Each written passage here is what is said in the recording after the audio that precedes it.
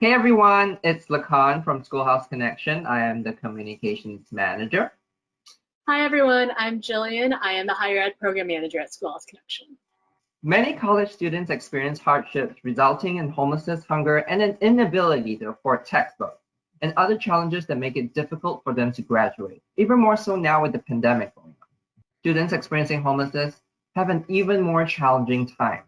And just a quick reminder, when we talk about students experiencing homelessness, we're using the education definition. And to learn more about what that definition means, visit this webpage below. Jillian is here today to talk through some tips for higher education professionals, and she'll be talking about financial aid today. Thanks, Lacan. You're absolutely right. FAFSA for unaccompanied homeless youth is a little bit different. So to learn more about that process, you can click the link right here. Financial aid officers should be trained on the distinct needs of unaccompanied homeless youth and be aware that these determinations are completely different from dependency overrides and professional judgment.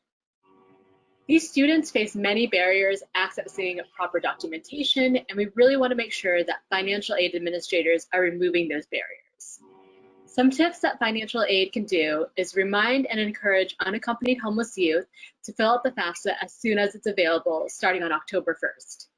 They can also host office hours, whether that's in person or virtually, specifically for these students to help answer any sort of questions they may have. We also have a few more strategies listed here on this link.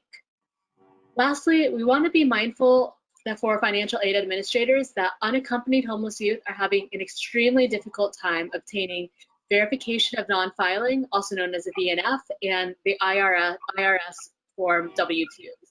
So you can check out the newest guidance from the Department of Ed listed here on this link. Thanks, Jillian. That's definitely a lot of tips to go through.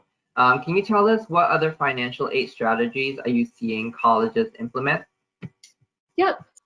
Financial aid should make sure students understand what can impact their financial aid. So for example, if students drop below part-time student status, they might not be eligible for their financial aid, and they may enter into early federal student loan repayment. Also, work study is another thing that could completely change their financial aid plan if campuses switches to going completely remote.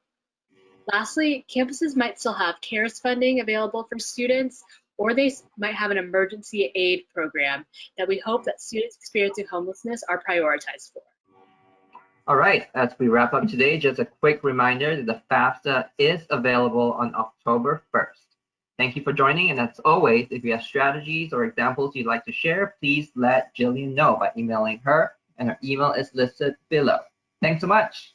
Bye-bye. Bye.